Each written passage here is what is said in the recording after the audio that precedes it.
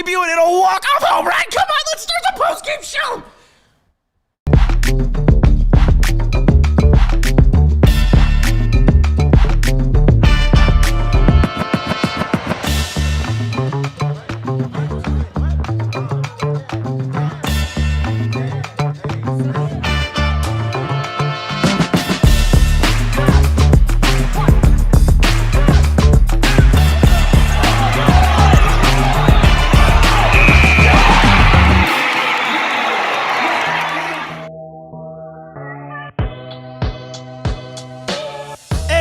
Welcome into the CHGO White Sox postgame show presented by Bet365, where winning is everything. Use code CHGO365 when you sign up. Steven, that's a Bet365 boosted same-game parlay winner. White Sox money line, both teams to score 3 runs, and Braden Montgomery to record a hit. Did he record a hit in this game, Steven?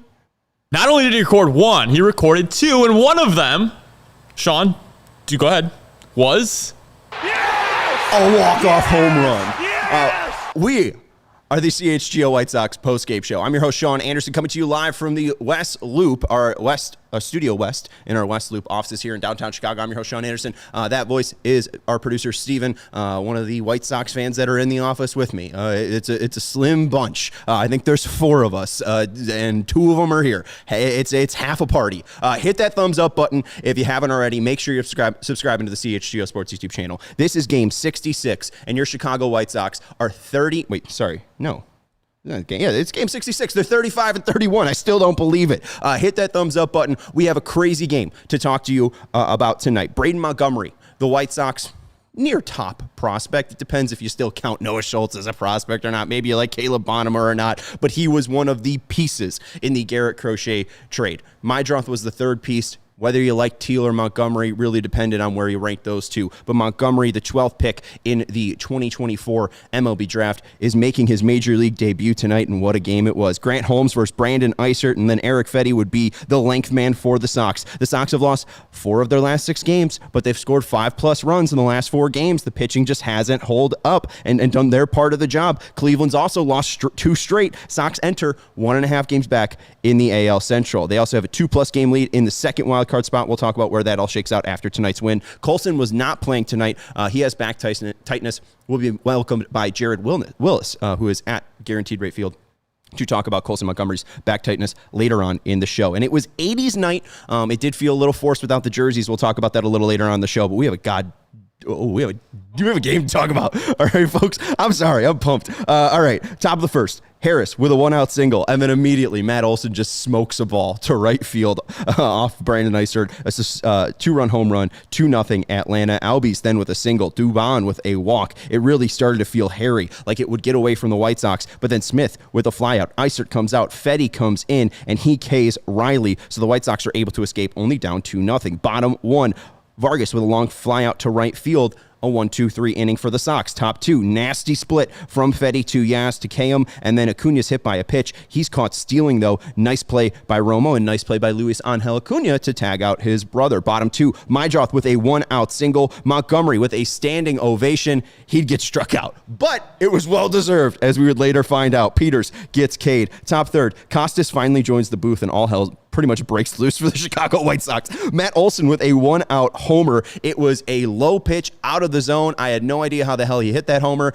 There were a couple balls that looked well struck in this game that went out to left that did not carry. The Montgomery one even looked like worse hit, and that one carried out. But Olson hits a second homer of the night, 3-0 Atlanta. Albies with a 1-out double. Albies scores. Smith is safe at first because it was an odd play. The Sox look to turn 2. Gonzalez fields it well off the first base bag, throws it over to Acuna. Acuna throws it back to Fetty. Fetty drops the ball. So it's 4-0 Atlanta. There's a squibbler through the first base side on the right side. So bases get crowded again, but Fetty's able to K Yaz, and it's only 4-0. Then bottom 3, Antonacci with a 2-out walk, and Vargas, a 2-run homer, 4-2 Atlanta, and the Sox start to march their way back into this game. Top of the 4, not Luis Angel Acuna. There's 2 Acunas now. Ronald Acuna.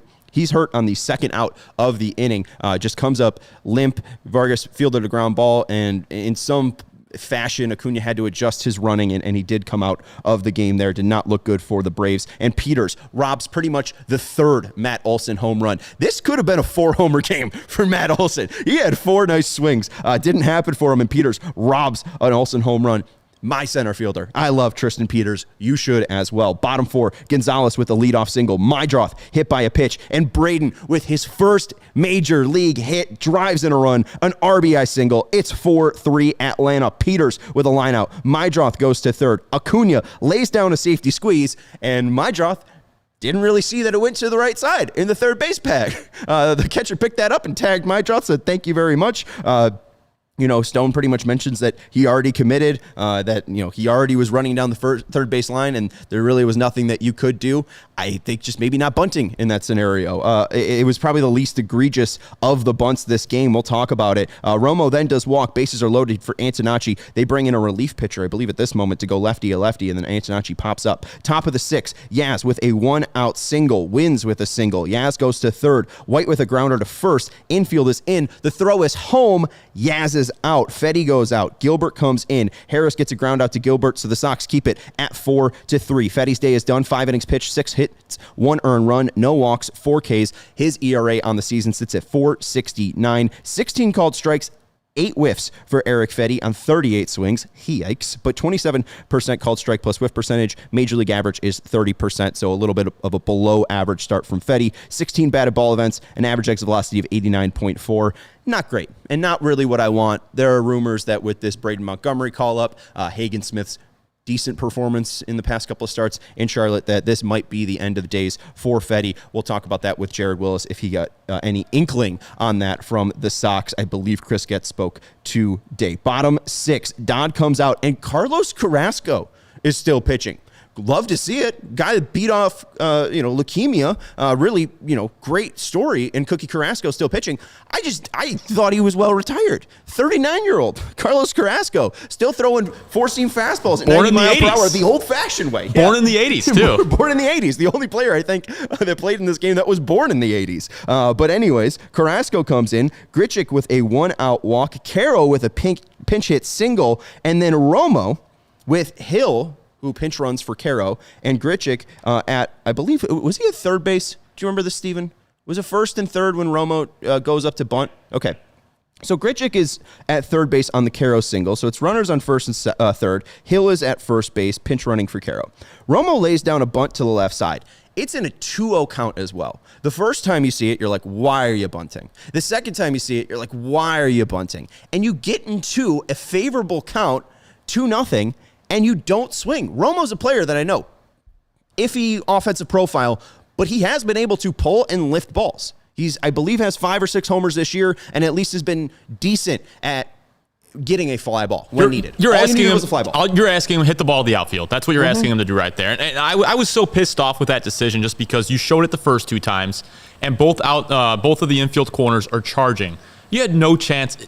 It would have to be a suicide squeeze to have some hope, and they're not trying that with Drew Romo at the plate. Mm-hmm. Do you have the average miss distance by all swings? Okay, so this is part of what we're going to be talking about with StatCast later on in the show, and this is from Pitcher List. I believe at Bland Analytics is who posted this, Kyle Bland over at Pitcher List. And when you see the average miss by all swings by count, this is grouping when there's 0 balls, 1 ball, 2 balls, 3 balls. And what you see is that there's less of a miss from players when they're in 2 balls, 3 ball strikes. It's kind of similar in 0 ball and 1 ball strikes, but when they know that it's going to be in the zone, there is a less chance that they're going to miss badly. This is average miss distance, and you could see that just in 2 ball counts and 3 ball counts, the 0.6 of a centimeter or millimeter, I forget what the actual inch measurement is there, but they're all above 0.5, and 2 balls brings it to below 0.5, and then 3 balls is below 0.4, even near 0.30. I mean, when it's in a 3-0 count, that's when the shortest amount of average miss is happening. Romo should have been allowed to swing, and it was terrible choice there from Will Venable to have him lay down a bunt. Absolutely idiotic. Bailed out today by the Braden Montgomery home run. Holy hell, I still can't believe that happened. All right, let's lock back in. Yeah, just disgusting decision. And they're going to make more terrible bunt decisions later on in the game. But Antonacci hits an RBI single, or what seems like an RBI single. Hill comes home from second base after the Romo bunt is laid down. The charging corners had Olson fielding it, throwing Grichuk out at home. He had to go back to third base. He didn't get caught up enough to have Hill be able to go to third base, so Hill's only at third or at second. If Grichuk maybe is able to draw out that pick a little bit more, maybe Hill slides into third base and you're able to actually drive in Hill from third with that Antonacci single. But there's a great throw from right field. I believe it's it's the kid who hits the homer. Eli White, who replaced Acuna, makes a great throw home. It did seem like there was a possible blocking situation. The Sox did challenge. They came back. The umpire said that he was not blocking. I think it was somewhat fair. It's a pretty weak rule, I think, in general. And I think really the biggest question mark is why Hill wasn't trying to just completely go around the plate in general. The catcher did somewhat set up to catch the ball in front of the plate. And then once he caught it, it seemed like there was an effort to move out. That effort pushed him towards first base. If Hill's going to third base, is he able to be low enough? Low man wins, right? In wrestling, and I believe in base sliding. Does the low man win? And with that force taking the catcher towards first base, is he able to avoid that tag? Didn't happen. He was out at home. There was no blocking found at home. I thought it was fine. And again, why are we bunting? Why are we bunting? Top 7. Olson with a walk. Albies reaches on an error from Miguel Vargas. Gilbert comes out. Davis comes in. Dubon with a foul pop up to third, and Dominic Smith grounds into a double play. Davis with a great cover at first base, unlike Eric Fetty and Tyler Davis doing a great job putting out a fire there. Bottom 7. Vargas with a leadoff walk. Benny with a single. Vargas goes to third, and Jacob Gonzalez RBI single. The rookies are doing it for themselves. 4-4. Chase grounds into a double play. Benny goes to third, and there's a great quote here from Bob Costas. I'm too busy talking about the 80s. Yeah, you really weren't paying attention to the game, Bob. A baseball game broke out of the old folks' home. Top 8, Dominguez comes in. Costas is talking about the Savannah Bananas being like the Harlem Globetrotters. There's a game going on, Bob. Riley walks, and then Dominguez does pick off Riley. So a little bit of a hairy situation there. A typical Sir Anthony Dominguez thing to just kind of give up a runner for no damn reason. But a great pickoff play. And then bottom of the 8th, Costas does say, an interesting game broke out. I was here to just tell stories. Grichuk flies out. Hill drops a bunt with 1 out. Why? What are we doing? I know Hill is more of a lefty hitter, right? Hill talked about getting the opportunity to pinch hit and being knew that he was going to go up against lefty, especially against Strom. Had previous, at bat with him and takes journals and notes and knew that he had to look for a slider low and down against Strom, right? That really is not the case in this situation. And the Sox were hamstring with being one man down with Colson not being available. And they used up all of their hitters, but I just hate this. I guess it is bunting for a hit, so it's like better than bunting to try to get a run or bunting to move over. That is just really killing your actual run value. Fangraphs wrote about that today. I think it was Ben Clemens. So I don't mind, I guess, bunting for a hit in the large scheme, but it was like the 8th damn bunt we saw. And even Bob Costas, who's like Mr. Bunt, how many times have they bunted today? 5 or 6? It's like... It was painful today. Top 9, Taylor comes in. White hits a deep fly to left field, only 96.3 off the bat. If it was hit any harder, it's probably gone. Harris with a single off of, like physically off of Taylor. Not just he hit one off of Taylor, he hit one off of Grant Taylor's butt. And then Olson missed another homer. A curveball down in the zone, hit out to right field, 89.5 off the bat, not hit hard enough. And then Taylor K's Albies going to the bottom of the 9th. Antonacci Cade in a full count. He tries to challenge the final strike called. He loses the challenge. Vargas grounds out to third. Benny pops out. We go to extras. And Bob Costas is ready for the sun to encapsulate and engulf the earth and take him off of this planet. Top of the 10, Taylor still in. Dubon with an RBI double. Atlanta leaves 5-4. Montgomery threw home. There was not a cutoff done by Jacob Gonzalez at first base. If Gonzalez maybe cuts that off, they have a play at second base. The throw was honestly a missile from Montgomery. It wasn't on target, and it was a little bit up the third base pass, but he threw a rope. It's not great. It's just not also a player in Jacob Gonzalez who's typically playing first base, and I don't think he is used to making that play. I think it's a little bit of Braden Montgomery threw absolute gas from right field trying to throw him out. Maybe trying to do a little too much in your major league debut. Obviously did plenty later on. And then Jacob Gonzalez, as you mentioned, like not his natural position, probably need to cut that one off. Even if he does, not sure he gets the runner at second, but yeah, at least give yourself a chance. Yeah. Can you favorite the one from the Dirty Dog? We're going to talk about the 80s broadcast in a second. But then Smith grounds out. Dubon goes to third. Ground out to third. Vargas nails Dubon at home. Fly out to end the inning. Grichuk almost runs over Vargas, though, who's trying to field the final out of the 10th. And then bottom 10, Gonzalez, Cade, Mydroth grounds out, moves Benny to third. And then the man of the hour, Braden Montgomery, comes up, and he took a pitch, a splitter, pretty much middle in that I was like, oh, why did you take that pitch? And then he hits a home run. So I'm going to shut up about Braden Montgomery because I was just wrong. First pitch was a changeup middle in, and it's the same changeup, just a little bit out, and he takes it opposite field, just like his first career hit, and it goes into the bullpen. That's a White Sox winner, 6-5. Hold on. Yes! That was fun. That was the most fun I've had in a White Sox game in a long, long time. And, you know, it's a youth infusion. It's the rookies coming through. Jacob Gonzalez, Braden Montgomery. We got more coming, too. I mean, this is great. And Noah Schultz is going to be back up in a little bit. This White Sox team is youth personified, but it's tons of energy. It's tons of excitement, and it just paints such a beautiful picture for what the future is going to look like. And El Dude, I think, makes a great point here. We'll take a break here just after this point. Hard to not be romantic about baseball when you hit a walk-off homer in front of for your first career home run in front of all your family and friends to beat the best team in baseball. Braden's mom mentioning as well, you have no idea how our family is going to be there tonight in response to Beef Loaf on Twitter.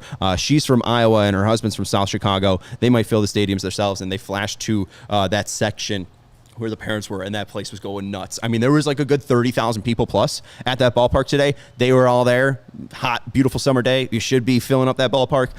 Great to see. Love to see it. It's really hard to not be romantic about baseball because, Steven, you said, why is the kid up? You said, I think it's a little bit too early. I would have been fine if he was the opening day right fielder. I'm thrilled. Believe me, I'm going to make fun of myself later on in the show about that because we had a text exchange before we even got out of work today, and I'm going to eat crow on this one. Yeah, Sox are 35-31. We'll talk about where they stand in the playoffs. Steven's going to eat some crow. How delicious. We want to let you know about 80s Night with Bob Costas. Plus, we'll be joined by Jared Wyllys, our CHGO baseball writer, who is live at Right Field. Hit that thumbs up button if you haven't already, and we'll be back in 2 minutes.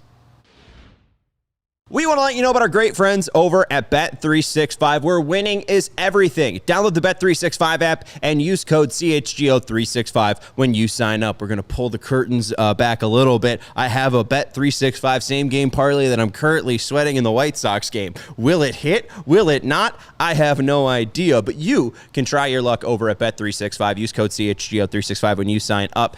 When you bet your first wager of $5, you get $150 in bonus bets to wager at your heart's desire. And Bet365 is offering you the chance to get a 5-run early payout whenever the team you're riding goes up 5 runs at any point in the game. They'll pay your bet out right then and there. It's as simple as that. They can't stop bullpens from ruining your day, but they can help them from stop ruining your bet. Bet365, where winning is everything. Download the app. Use code CHGO365. Gambling problem? Call 1-800-GAMBLER. 21 plus. Must be physically located in Illinois. Terms and conditions apply. Bet365, where winning is everything. We also want to let you know about our friends over at Casamigos, the drink of the World Cup. Bring your friends, fans, and frenemies together, one Casamigos marg at a time. No matter who you're supporting, say cheers with a Casamigos margarita. Pair your World Cup watch party as well with food with the delicious, new, ready-to-enjoy Casamigos margarita. They're made with simple ingredients, Blanco tequila, lime juice, and natural flavors, and they're sure to rival any of your favorite hangout spots. Uncork, pour over ice, and garnish with a lime. It's just 110 calories per serving with real juice, and you have 2 flavors, classy lime and spicy. And be on the look for U.S. men's watch team parties this summer. We have 3 coming up with our friends over at Casamigos. The Utopian tailgate on the 12th of June versus Paraguay, Bub City on the 19th versus Australia, and Joe's on Weed on the 21st versus Turkey. So whatever you're supporting, or whether you're at your favorite spot or stocking up at home, make it Casamigos. Visit allchgo.com/events to RSVP for any or all the U.S. men's national team's watch parties. To our friends over at Casamigos, I totally forgot I was wearing a completely different jersey when I filmed those ads, so my bad. I felt like it was necessary to throw something 80s-ish on. I had a nice jacket at home that I could have worn, should have worn. Oh well, it's also 80 degrees. I didn't want to give myself a heat stroke. Hit that thumbs up button. Make sure you're subscribing as well after that White Sox winner 6-5 in dramatic, crazy, disgusting disgusting fashion. Steven's going to flash our live YouTube subscriber count. We currently sit at 109.52, getting closer and closer to 110. We will be here 3 days a week as of the moment, to cover White Sox baseball for you. We will be here tomorrow. We will be here on Thursday as well. Next week, we will be here for all the Yankees games. So I believe Tuesday through Thursday, we will be here during the Yankees series. This team has been very, very, very, very incredibly fun. I think Joe just actually mentioned something like that. Oh, you want to scroll up just a little bit? Oh, no. I mean, these young guys and the way they play is completely different than the last youth movement. These guys play the game the right way, which is, I mean, you know, it's definitely weird context and conversation like lingo. I don't want to necessarily bash those guys, but I do think that Chris Getz and his staff have done a fantastic job giving these young players a place to grow. They feel not only like willing to make mistakes and make a fool of themselves, but they also feel ready to meet the moment in any opportunity that's given to them. And I think it is because that clubhouse is extremely light and loose. I don't really want to put it all on the players because, hey, I was just bemoaning the 1983. It's not working. Dang. I saved the 83 sound bar, whatever. It didn't load. But, you know, I didn't really love bringing the septuagenarian in Tony La Russa into the clubhouse. Like, I think that definitely spoiled part of the vibe there. I felt like there was a little bit of this burgeoning in 2019, and then when things got more serious and Ricky Renteria was removed as the manager, although his bullpen decisions weren't the best, I do think that was really what led to the downfall. But this team, I mean, they play fearless. They're not out of any game, and I think that this shows it. You know, I felt pretty, you know, out of it when Matt Olson hits that first homer. He hits that second homer. I'm like, oh, this is going to be a long night. It was, and it was a fun night. And this team just continues to prove that they have it. And this is without Munetaka Murakami. This is without Kyle Teal. When they get them back in July, I do think that this team's actually a havoc or going to be able to wreak havoc. I think that you're looking at the AL Central division winners. I know that this is the tough stretch. I know that they currently, you know, just went or lost the series against Minnesota. They just lost the series against Philadelphia. You have two tough matchups in Sale and Perez tomorrow, especially with a banged-up Colson. Like, will they be able to win another one against the Braves? I'm not sure. But I was predicting in this 12-game stretch, 3 victories. They got 2. And in their past 5 damn games, they've scored 5+ runs. And it's not been all by the homer. Like, it's been by Tristan Peters' damn double and, you know, Benintendi singles. Like, this is not the team that they were before the Murakami injury. Murakami got out and he was hitting 20 homers. Not an issue. They scored 49% of their runs by home runs. This has not been this team, and they have continued to not only score runs, but even add on a little bit. I mean, their past games have been like 8, 6, 8, I think 5, 6, and then 6 tonight. Well, it's been nuts. Since Murakami got injured, the team's actually hit a new gear, a better gear. And obviously, I'm not trying to say they're better without him, but that just goes to show you, like, when he gets back, when Kyle Teal gets back, this team's going to be really good. I mean, top to bottom. I mean, you and I were talking early in that game, and the Sox were down 4, or like pretty much right from the get-go there. And you and I were talking about, oh, man, I get Chris Sale tomorrow, too. So I said, well, you could be down 0-2 in the series already. And the White Sox had other plans today. We used to say Ricky's boys don't quit. Well, Venable's boys don't quit either. I mean, this is fun to watch. Absolutely fun to watch. Elsa Dude says, best trade in the history of the Chicago White Sox. No, I'm not going to say that about the Crochet trade. I'm not going to still advocate for trading a guy that can still easily win the Cy Young. I know he's not having a good year, but that kid's also 26. That's an owner being cheap.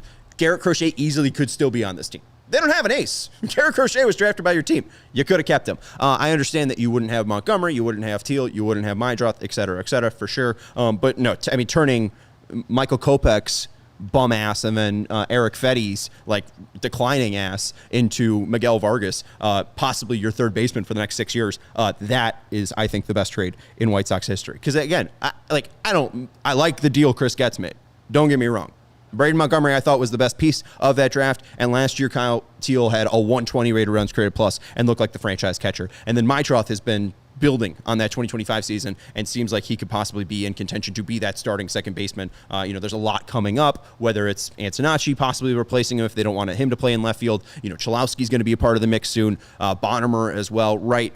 Maybe Maidroth isn't your starter in 2030, but he's been a great piece that if he's not playing for your team, some other major league team's going to want him. So no, it was a great deal by Chris Getz. I don't love advocating, let's trade our ace away, because that guy is an ace. I know he's hurt, but I love Crochet. Were you going to say something? I forgot what I was going to say. I'm sure also bringing out, what about cash considerations for Tristan Peters? That's a hell of a trade. Yes. All right. I do just want to go to one of the favorites here in the chat. Chris Courage saying, well, what were the chances of that? Crazy. What a game and what a debut from Braden Montgomery. I have been yearning for him to be in right field. I definitely enjoyed the Riku Nishida experience. I'm glad he got a taste of Major League Baseball. But when you're looking at opening day, and I'm even an Everson Pereira fan, I thought Braden Montgomery was better than Everson Pereira. They're near similar ages, and Braden Montgomery has just continued to build and build and build from college to the minor leagues each and every season. And when you look at what he did in Birmingham, what you look at what he did in Charlotte, it's a .315 batting average. His walks, I think, were like 18 to 21 in Charlotte. In Birmingham, it was a little bit spread apart in Charlotte, but not too much. Like, he seemingly shortened up those swing decisions. He swings a fat bat, is incredibly athletic, former pitcher, shows off the cannon. I know it was the wrong throw technically, but that's a hell of a howitzer from right field from Montgomery in the 10th inning. This is, again, a future starter. And when we look at this lineup, Steven, maybe we'll just do a just quick yes or no with me here. Kyle Teal seems to be your starter catcher. I know he's currently hurt, but I like him better than Caro. No offense to Caro, but Caro just is a little bit more green. Munetaka Murakami should be extended. And that's absolutely, your future starting slam dunk, yes. First baseman. Chase I'll put a maybe. Like, I wouldn't hate Chase being your future second baseman, but they're going to have a gluttony in field. Yeah, you have Carlson, Gonzalez even. If Gonzalez is not your first baseman, Gonzalez is a part of that competition. Antonacci's currently playing a decent left field, but is he your future left fielder? I'm not sure. Colson, is he your future shortstop? Probably not. Probably I was going to say third base, but Miguel Vargas seems to have that. Right, but that's a good problem to have, because I do think if I'm going to extend one, I think I might extend Vargas over Colson. And even then, Colson becomes your DH? That's not a bad thing. I'll take that. That's fine. As your big bopper. And then, it does get a little bit iffy with left field. I do think Antonacci could be your future left fielder. Center fielder, maybe it's not Tristan Peters for a long time, but I'm enjoying Tristan Peters. But in right field, it's Braden Montgomery. So let's call Mune, Teal, Vargas, or Colson, and then Braden. I mean, that's 4 of the 9. And then if you want to move one of them to DH and Colson, 5 of the 9 batting orders are locked up. That's a great problem to have. You're missing locked up. You're missing one name there. That's Cholowski, in my opinion. Well, yeah, he's not officially drafted yet, and I do think that it is possible, especially with this back tightness, that Colson's moved off of third base. It does seem like something that was, holding him back before, moved him off the top 100 entirely. He had to go to Arizona to rework his swing, and we have seen a great athlete in Colson Montgomery, but I've been worried in the back of my mind when this back injury is going to flare back up. At 6'4", at that big frame, can he be bending down and making those athletic plays, or is extending his body out? I'm not sure. Maybe he would be a little bit more comfortable at third base. Even then, you could switch Miguel Vargas, who, eats fastballs. The homer today was off of a fastball. If you want to go to the swing and miss decisions, just real quick on Vargas, we're going to go through this sparingly, and this has been released from StatCast today. But just look at that top one. Four-seam fastball. The 0.6 is percent missed by, right? Average missed distance. So anything close to 0, that means you are pretty much on fastballs. And that 0% swing rate right there next to the 26, that is poor swings. He has never had a poor swing this year at a four-seam fastball, and 26 of them were perfect contact. And he had another one today where it's perfect contact. Miguel Vargas eats fastballs, and it's similar right there to sinkers too. Most of his swings, I think about 400 of his swings, or maybe 300 of his swings, have been at sinkers or four-seam fastballs, and he demolishes them. Absolutely disgusting to see. But yeah, you're looking at 5 of the 9 lineup spots filled. And you're seeing, especially the issues that the Cubs are having, they're not having that consistency, because while those guys are good defenders, they're average-ish hitters. Hoerner's a really great second baseman, but second baseman isn't known to be a big bopper in a lineup, right? Swanson's a fine fielder, but Swanson isn't a next-level hitter. Bregman's an aging third baseman. You have a great young athletic third baseman in Miguel Vargas making some of the best swing decisions at third base. Colson Montgomery, if he's not a shortstop due to the back, he is for sure is a designated hitter, swinging one hell of a fast bat, and in his first 100-plus games has 35 home runs. Murakami absolutely is a major leaguer, no doubt about it. And then Braden Montgomery, again, just shows up that, talent plays. It feels similar to Colson Montgomery having to beat out Jacob Amaya in spring training in 2025. His back holds him back from truly beating out Amaya. I felt Montgomery was the best in spring training. Montgomery had a really nice spring training. They wanted him to work through things. Part of this is also the Super 2 thing, so I had to learn about this. So the Super 2 deadline has passed. Thank you to Bez Beyond the Pen for explaining this to me. But pretty much because Montgomery has been in the minor league so long and he is a top minor league player, if he was called up a little bit earlier, it could have meant 4 years of arbitration for Braden Montgomery. Typically, it's just 3 years of arbitration. I believe Pete Crow Armstrong was a Super 2 player, so that's part of the reason why they gave him that extension was because he was already going to make a decent amount of money for 4 years. So Braden Montgomery, the Sox, save a pretty good chunk of money saving Braden Montgomery for later on in the year and avoiding that Super 2 deadline. So it seems like a great choice there by Braden, or at least Chris Getz, to make the team cheaper because Braden Montgomery is going to be a part of the team for the next 6 years, and I'm a fan of it. All right, we'll talk about the playoffs in a second. We'll also be joined by Jared Wyllys from Right Field here after the break. We want to let you know about our friends over at Four Seasons. For all the right reasons, call 866-4-SEASONS. Whether you're dealing with an AC that has stopped working or a clogged drain or you need an extra outlet installed, Four Seasons has you covered. They're available 24/7 for emergency service with no extra charges for nights, weekends, or holidays. With over 30,000 five-star reviews from Google and an A-plus rating from the Better Business Bureau, you can count on trusted service every single time from our friends over at Four Seasons. Summer heat is right around the corner as well, so don't wait for your AC to break down. Call Four Seasons now for a complete AC tune-up for just $89.95, backed by a 1-year no breakdown guarantee. This limited time offer won't last long, so schedule your tune-up today. Four Seasons, your trusted local experts for heating, air conditioning, plumbing, sewer, and electric, is our friends over at Four Seasons. For all the right reasons, call 866-4-SEASONS. Visit fourseasonsheatingcooling.com for all their special offers and money-saving coupons. That's fourseasonsheatingcooling.com. And we want to let you know about our friends over at Ray Chevrolet. The savings are heating up all month long at Ray Chevrolet during their summer sales event. Stop in today and get up to $13,000 off MSRP on brand new Chevrolet models, or check out their selection of over 125 vehicles priced under $20,000. With one of Chicagoland's largest Chevy inventories, you'll be sure to find the perfect vehicle for you. And as one of the top-selling Chevy dealers in the Midwest, they're able to keep their prices competitive, so you'll know you'll get a great deal. You'll also know you'll get a great deal because of Ray's price promise. The price you see is the price you pay. Go see for yourself. The price you see online is the price you pay. The price you see in the lot is the price you pay. Visit our partner, Ray Chevrolet, at their convenient location on Route 12 in Fox Lake, and don't let these savings pass you by. Shop the summer sales event all month long for up to $13,000 off MSRP on new Chevrolet models. Shop Ray Chevrolet in Fox Lake or at raychevrolet.com. They've been serving the community since 1963. Together, let's drive. Welcome back to the CHGO White Sox postgame show presented by Bet365. I guess I'm burying the lead. I guess I said the White Sox are making the playoffs. I've been holding myself back for 66 games now, saying that I don't think it's going to be this year. I think, at some point, the percentages will drown out the White Sox. But they currently sit 35-31. They're half a game back of the Cleveland Guardians in the AL Central. They have a +9 run differential. Cleveland sits at -2. Cleveland's lost 3 of 7 of their last 10. The White Sox have won 6 of 4 of their last 10. And the biggest thing is the White Sox can score runs consistently. I just think that is the thing that matters. And when it comes down to it, when they're playing for 13 games, I think the White Sox are a better team than the Cleveland Guardians. The Guardians' rotation does not impress me. The Guardians' lineup is pretty much Jose Ramirez still at this point. And while their bullpen does have Cade Smith in the back end, I don't know if it's truly shut down.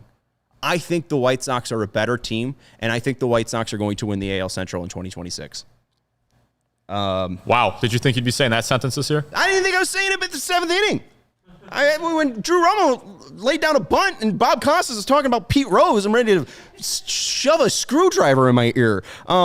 The New York Yankees are atop the AL wild card at 40-26. They have a plus 8-game cushion. They're going to make the wild card for sure. They have a plus 99 run differential. What a team they are. Even down Judge. White Sox sit at 35-31, plus 3-game cushion over the Blue Jays and Rangers.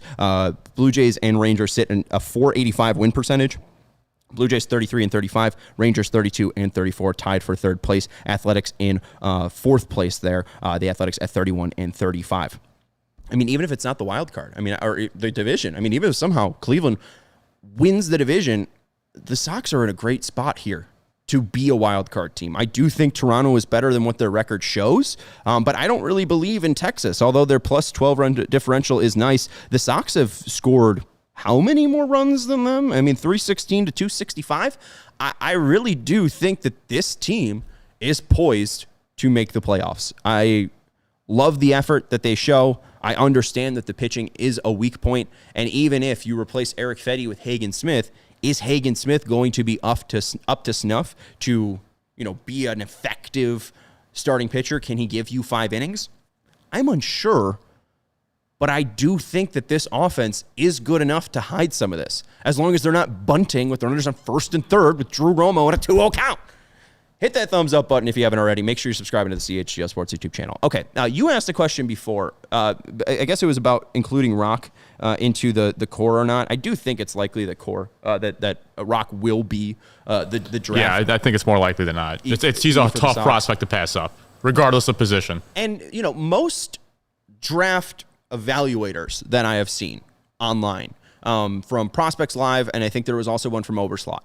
I know Joe Doyle moved Vaughn Lackey above Cholowski in his own personal rankings, but Joe also has another writer, and I'm blanking on his name, that put out his top prospect list. And one, Will Dodge from Prospect Lives has a 65 grade on Cholowski. I think that's a little bit over the top, but still, it's seemingly 70 grade defense at shortstop. So if you do draft Cholowski, I think it's possible that he's maybe on the opening day roster in 2027. It's not impossible. He's probably as close to major league ready as you're going to get in most drafts. Even then, is it similar to Braden or Kyle Teal when he's called up in June? Do they give him a little bit of a run? I know Josh Nelson mentioned that 500 plate appearances is pretty much like what you want to see from a college player if he gets some at the end of the year after being drafted, and then he gets some in the Arizona Fall League. Does he get 150 plate appearances or so in Charlotte to start off the year? But I do think Cholowski's here at some point. I'm getting off the track, but Alex in the chat just mentioned, am I telling you we have a core? I think we have a core. I don't know if they have the horses and the pitching to be a great team. They don't have Garrett Cole and Max Fried and Carlos Rodon like the Yankees do, but Hagen Smith is promising. Noah Schultz is promising. Davis Martin, if he's your 4 or 5, that's a pretty good 4 or 5. And Sandlin, I think he's got good stuff. I don't know if he's that. Tanner McDougal is returning to pitching, so he could be a part of that rotation. Christian Opper as well. It does feel like the White Sox have something truly building here. And with the return of Murakami, with the return of Teal, I do think that this team's going to make the playoffs.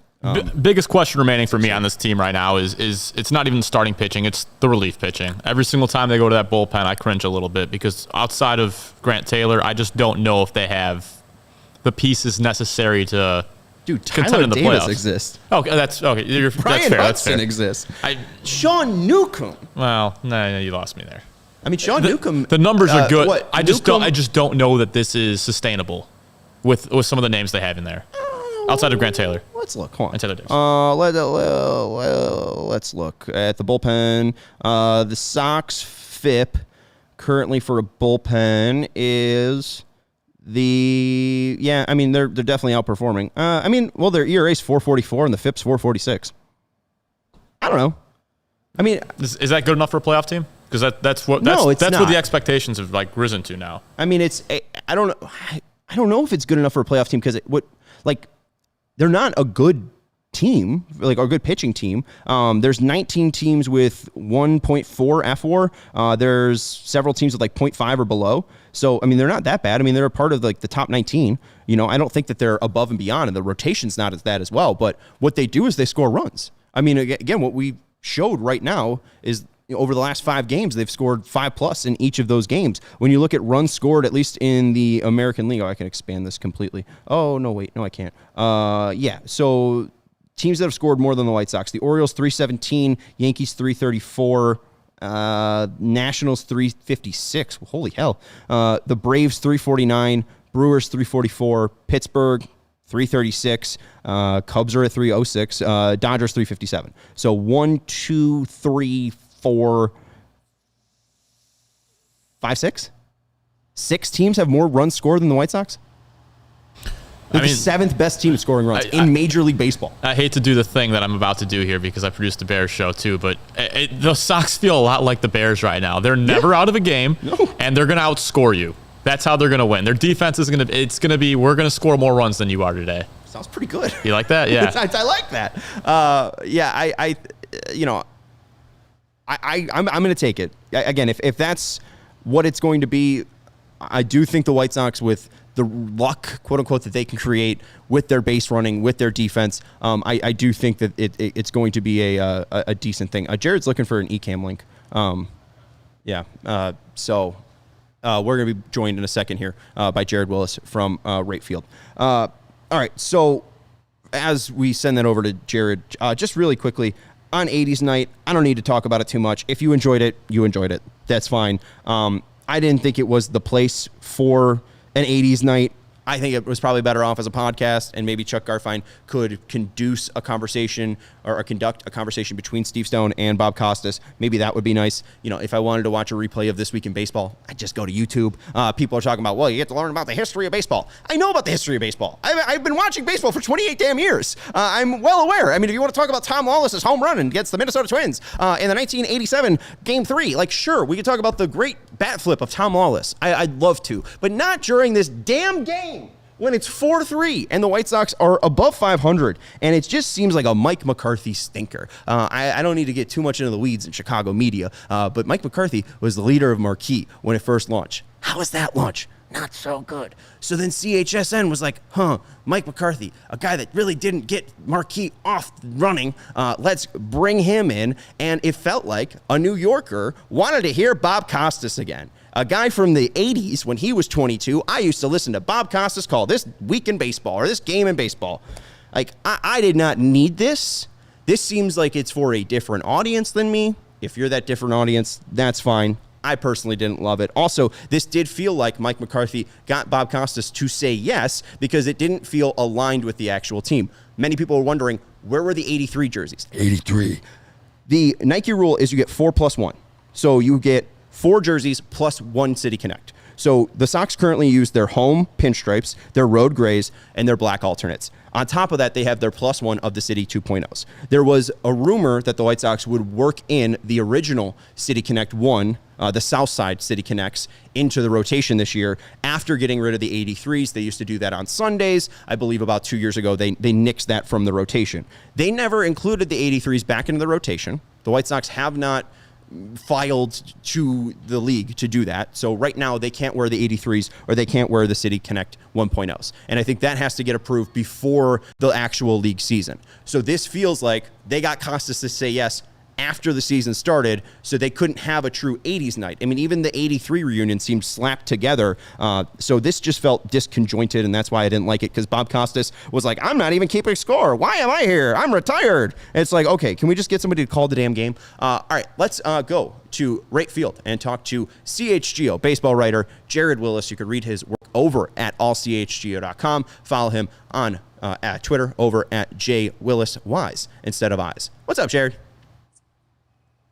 Just, another night at Right Field. It feels like we do this, once a week or so? Yeah, right. I would like, more blowouts. When they won 15-2 against the Twins, that was a fun time. But yeah, what a day. And it started off pretty hectically. Steven, we haven't gotten to this just yet, but Braden Montgomery makes his debut. And it started to trickle out. You shared it first in Slack, Jared, from Matt Snyder of CBS. He is more of a fantasy writer, not really a guy that is a newsbreaker.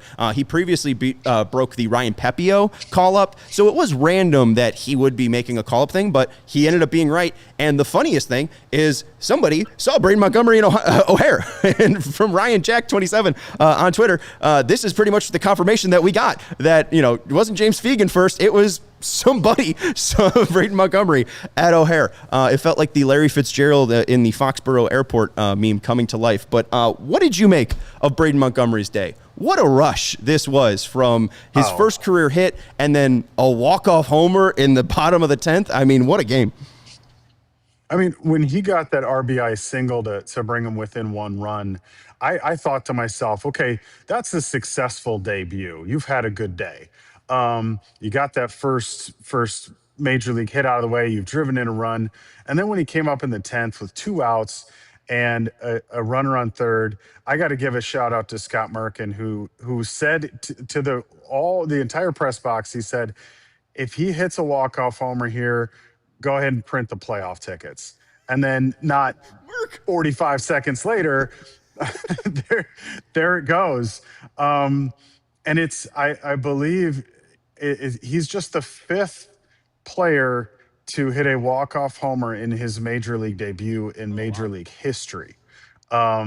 He's in company with Miguel Cabrera, no big deal. So just like I kept thinking about, the challenge that a guy goes through if you're making your major league debut.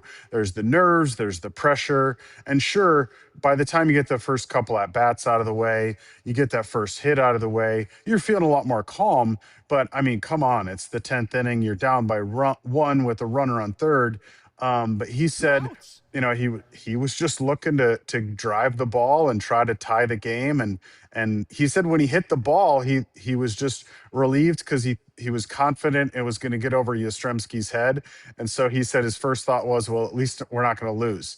And then the ball just kept carrying. And on a night where, the wind, it was almost Wrigley-esque, the wind shifted a little bit, and there were a couple of other balls that different players hit that just died in that wind. So it almost helped him that was a little bit more of a line drive, and just sent it into the White Sox bullpen. Yeah, no, great point. Just to follow up on Braden, I mean, what did you get of a sense of that player? You mentioned, the nerves that you would assume for a player making their debut. Did you feel like this was a player that, was shy of the moment, or did it feel like Braden Montgomery, is somewhat of a finished product, at least, when presenting to the media?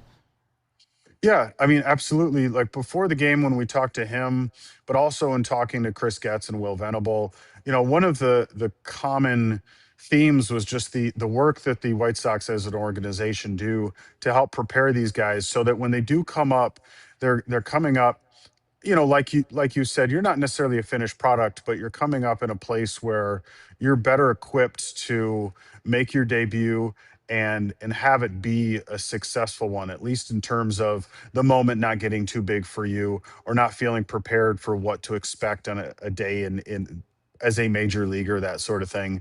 But my impression of him in speaking to him before the game was just, this is a guy who's composed. He was obviously excited to be there, but really like a very strong sense of he's worked very hard to be here, talked a lot about his preparation, and just somebody who not that you expect what he did, but I'm not surprised that he rose to the occasion at least a little bit. Because like I said earlier, when he got that RBI single, I thought, well, yeah, that seems like what he's capable of. Now, again, the 10th inning walk-off homer is a totally different thing. But, very just impressive amount of composure for a guy that's as young as he is. Yeah, absolutely. And I think, too, Iglesias follows up with a changeup that, the first one looked very enticing, middle in, and it's pretty much the same pitch back to back. And Melissa in the chat saying, credit Zach Kreiser, Iglesias hasn't given up a homer since July 19th of last year. So it does seem like that composure did transfer to the plate. I mean, he got a pitch to hit in the first one, didn't get down on himself with 2 outs, and took the same pitch the opposite way and, just smoked it enough. Absolutely absurd night. Have you experienced a crazier debut? I mean, it's the 5th homer, 5th walk-off homer in Major League history from a guy in the debut. I've never seen a debut like that, and especially this year with the White Sox, I've been here for quite a few because that's been a regular thing, it seems like. But no, I've never seen one like this. I can't think of one that comes close to it. Yeah, I mean, Strasburg, I don't know why I said it. I was going to say Strasburgian, but I just kind of said Strasburg. Strasburg debuted with 14 Ks, right, in 7 innings. So, maybe that, but that's also a little of a monster performance. I mean, I don't know. Joins the club with Miguel Cabrera. Yeah, this is a monster performance in its own way because, like you said, you're going up against one of the better closers in baseball who does not give up home runs. And in a situation where everybody, myself included, I was sitting there in the press box thinking, just get a base hit to tie the game, roll it over to the next guy and even move it into the next inning if need be. You just don't expect a guy in his situation to come through like that. Yeah, right. And Steven mentioned too, he was coming up third, and I kind of scoffed at him. I'm like, yeah, all right, well, if it's coming up to that, I think we're screwed. And we weren't. And he came through. Incredible. And I'm with Merck. I said just about 15 minutes ago before you jumped on, I said the word playoffs. I honestly think that they're a playoff team. Whether it's through the AL Central, even the wild card, they just score runs, and it's fun to watch. All right, let's get into some news. And no, if you got a follow-up, feel free. I was just going to chime in on that because there is something here. This team's got some juice, and so it's not a crazy thing to say. I'll put that. I'll join in that chorus for sure. Yeah, Steven played devil's advocate on pitching, which I think is fair, but they just score a ton of runs, and they just want to play baseball, which I think is just suffocating for opponents. I mean, Atlanta's a great team. 45-21, and the White Sox came back and worked them. Came back twice. Yeah, right. Came back twice to tie the game, and then that 10th inning. All right, we have a couple questions for you about the game. A little bit about Colson. We're going to keep you a little bit long. Thank you for your time, Jared. Again, go read his work up at allchgo.com. He'll obviously have a recap after today's game. I mean, it's the craziest debut he's ever seen. First up, I had some questions for you about bunting to relay to Will Venable. What did Will Venable talk about the amounts of bunts today, and specifically the 4th inning one with Acuna where Mydroth gets tagged out, and then the 7th inning where Romo lays one down, and then Grichuk in a similar situation gets thrown out in a pickle. Yeah, he was pretty frustrated in the post game. He talked about those as a lack of execution. He pointed to the Romo bunt, and he placed the blame on himself for that one. He said that that was an at bat where he needed to signal to Romo to just swing away and move away from the bunt in that spot, and didn't do it. So he placed the blame on himself for that. But there was definitely some clear frustration on his part in not being able to execute in those spots. And it was surprising to see them go back to that after it didn't work the first time. And to be honest, I not sure I understand the move in the first place. Given, like you said, the way this offense scores, the way that increasingly top to bottom, you've got guys that'll get base hits. I don't know that they need to be bunting in those situations as much as they were today. But, maybe against the Braves in a close game, you're looking for, let's try to get a run here where we can. But yeah, he was unhappy with the execution, both from the player side, but also from himself. Right, the Acuna one was down the third baseline. So, I mean, if he gets it maybe down the first baseline towards the pitcher, maybe that is a chance Mydroth can score on. So execution there, I can see. And at least Will, credit to him, saying that he should have let Romo swing away there. I did want you to ask about the Hill slide. I wasn't sure if you got clarity on, the blocking play, if Will got true, conviction that the catcher wasn't blocking, if he felt that he wasn't blocking, and then also if Hill could have done more on that actual slide rather than sliding, pretty much straight into the plate. I mean, to be honest with you, that play, as he was breaking down some of the other stuff, that specific play we didn't get into, and some of that, it was just a product of the way the game ended, and the tone of the post game shifts. I think had the White Sox ended up losing, we probably would have picked apart at that play a little bit more, because I think it's a fair question. But maybe I'll be back here tomorrow, so maybe after the dust settles a little bit in the pregame, I may say, hey, I'll ask him about that, and I'll report back and let you know what he says. Yeah, I didn't ask you any questions about Braden Montgomery, and that was pretty much what we hit off the start. So I understand why plans changed tonight. Final one, or I guess two more. Pre-game, you talked to Chris Getz, and or maybe Will mentioned that Colson's going through some back tightness. Any clarity on for the fans? What is Colson currently going through, and what are the expectations, at least for Colson's playing time? Yeah, they both were pretty clear about the fact that this is not like a serious problem. Um, Getz just said it was a little, they saw this with the off day on Monday. They saw today as an opportunity to just give him an extra day because he said, you know, he among a few other guys are just in a spot in the season where they're starting to quote feel it. And that's just where Colson is feeling it, is in that lower back. Will Venable was very clear that he described it multiple times as a day-to-day situation. They both said they think at least physically he'll be in a spot where he could be in the lineup tomorrow. Now with Chris Sale on the mound, it may be, a good spot to give him another day unless he's feeling 100%. So if he's not out there tomorrow, it may not necessarily be just because of his back. It could be matchup related as well. But for what it's worth, coming from both of those guys, it doesn't sound like anything major. So if he's not out there tomorrow, I would expect to see him Thursday. Was there any comparison to his previous back tightness? Because that's pretty much what held him out in spring training competition in 2025. Was there any alludement to that, or is it kind of seeming like a just completely different thing, circumstances that it's a back? Yeah, this just sounds like kind of its own thing. It sounds more like you're into June now. He's been out there for a lot of games and just physically starting to feel it a little bit. And so they saw this as a good chance to let's give him 2 full days off and then hopefully he's in good shape on Wednesday. Well, and, they're trying to squeeze as much toothpaste out of the tube in a way as well. Colson's played 64 of their 66 games, and I think even one of them, recently he was supposed to have the day off, and he comes in the 7th and takes, I think, 2 at-bats, and, he doesn't really actually get the day off. And now they kind of talked that, he was supposed to get a day off with the day behind it, so it was supposed to be 2 days. It's only 1.5, so, maybe that comes to bite them in the butt there. Finally, it does seem like Eric Fetty may be reaching his end with the Chicago White Sox, 4.69 ERA. Maybe correct me if I'm wrong, but Braden Montgomery gets called up. People wonder what's next with Hagen Smith. He just had a pretty decent start down in Charlotte. Are you getting any indications that Hagen Smith's next start might be in Chicago? Chris Getz was asked about that today when he was talking about just how they're mapping out the next few starts and then into next week, where there's a lot of TBAs out there right now. And he was asked about Hagen Smith specifically, and in a very general manager sort of way, was careful not to say, yes, we're calling him up. But I would not be surprised to see him in the next week or so. All right. Well, thank you very much for that clarity, or maybe the idea or peek behind the curtain. Yeah, I think it's coming to a point where if you have all these young guys contributing, I mean, even Brian Bannister mentioned you didn't sign many veteran pitchers to not block the young guys coming up. Maybe Hagen's not truly ready for Major League Baseball, but most of these pitchers just kind of have to get seasoning. Some of them just have to get knocked around by the Dodgers in their Major League debut to get a couple notches under their belt. So I do think we're approaching on kind of the crucial point of Hagen Smith here.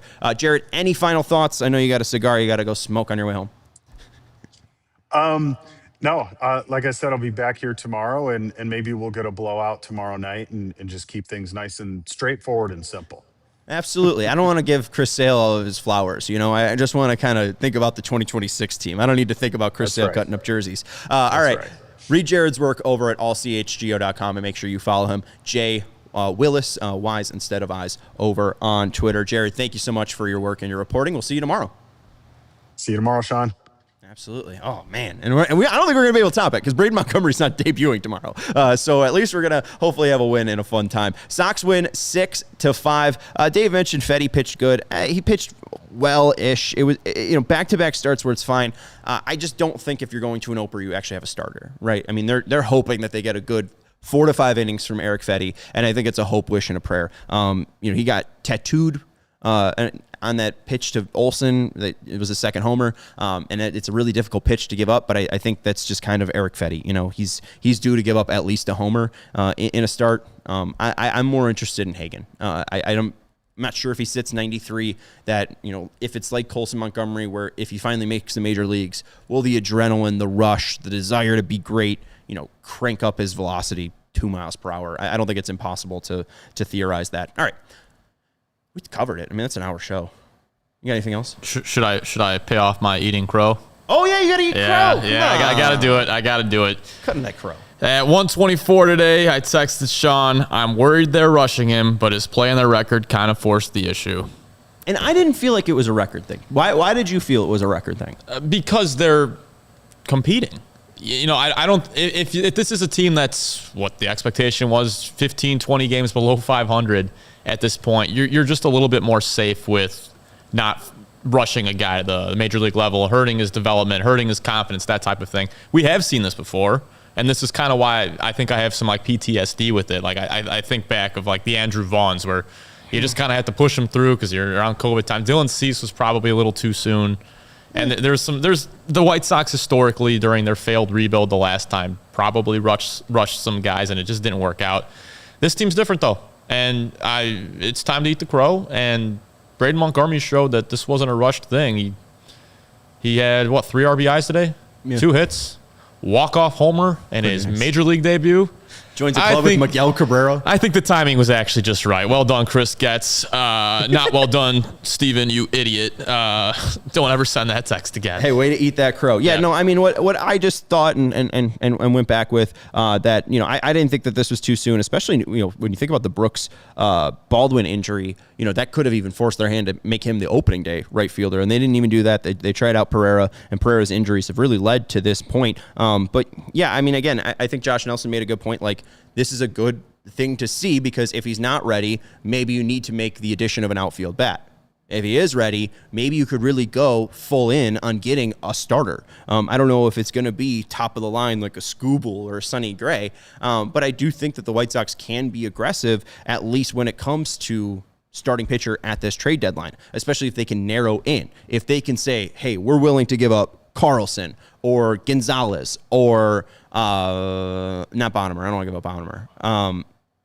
But, you know, like if they're willing to, or Bergoya, I don't think Bergoya is that interesting, but mainly Carlson, right? If they are saying, hey, we'll give you a young 18-year-old shortstop who seems to be a 70 to 80 grade when it comes to shortstop defensively, you know, maybe the bat needs a little bit more to come along with. I know he currently has a broken right thumb, but it's a minor injury in the grand scheme of things. I do think Carlson should be a trade chip that they push in. Also, Josh mentioned the benchmarks of 500 plate appearances for college hitters. I believe he was at like 775 Montgomery, so even like 200 over that 500 plate appearance benchmark. And then prep hitters like Caleb Bonnemer, he usually looks for 1,000 plate appearances, and you know he was closer to 1,000 than he was 500. And the other thing too, Cam Smith in the same draft, drafted 2 picks later.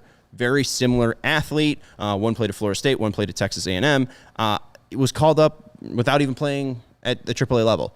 Younger guys are getting promoted sooner because their reflexes are as best as they'll ever be. We are seeing a true shift in players' primes as well. It's no longer 29 to 31. Those guys like Manny Machado are drowning in major leagues. It's like, I mean, Colson Montgomery showing you that's like 24 to 27.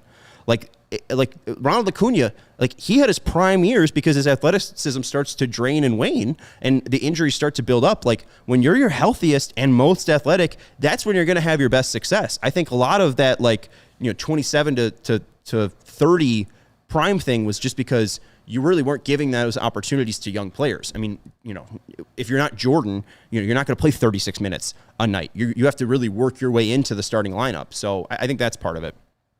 Where, you know, now they're just like, well, hey, you're the best damn player. Go play right field. Yeah, I like what just to go back to something you said there about Carlson possibly being the trade chip. And we talked about it a little bit earlier in the show too. They've got too many infielders. And I hate to put the cart before the horse here, but at some point you're going to have too much talent and not enough positions to put him in. And he kind of, a good problem. It's a great problem to have. And it's a problem I'm not used to having. and when I look at the starting rotation, all right, Noah Schultz, you could factor him in the top, Hagen Smith, and then we see maybe Davis Martin, like you mentioned. That seems pretty good. Maybe Sandlin. But we're McDougal, Opera. Yeah. If they're going to be a World Series contender, that's the goal for every single team, whether it's this year or some point down the road, you need to have top-end starting pitching talent. And that's where I think they're going to have to trade from their organization, trade some of the prospects to try to find it. Miss Sean Burke. But yeah, no, I mean, that's why I'm like, you know, I'm not that panicked about it because they do have pieces to trade from. I mean, even now. I'm not even that attached to Billy Carlson, but you're getting a guy that's fairly promotable, right? As long as he's playing great defense, you know, can he catch up to some fastballs and just be competitive enough where you can hide that bat at 9, and when he's 21, maybe he'll just do more and more developing at the actual major league level. But yeah, I'm in a spot too where some choice trading I think would be welcomed. I don't really want to give up a Bonham or an Opper. I do think that 2026 is still a little bit for prospect hugging. But like, can this team in 2026, like our rocketed October sky makeshift rocket ship, actually make it to the playoffs? Like, I think that they have a chance. And, hey, you don't want to waste an opportunity, so, maybe they go a little bit more full in. I have to process saying that they're going to make the playoffs. Big Dave says, let's go. Sean, we looking. Booker T voice. I'm not going to do a Booker T voice. But yeah, we are looking good. I am. I guess it was a Booker T voice. Hit the thumbs up button if you haven't already, especially for Big Dave.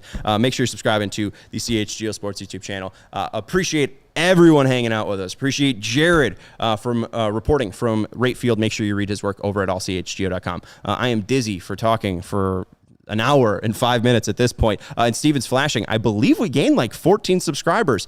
We said 15.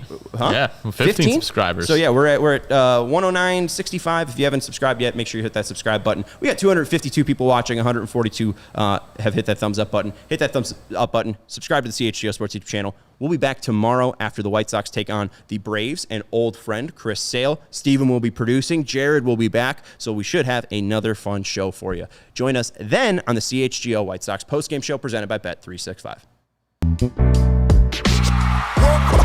We all silly like the mayor.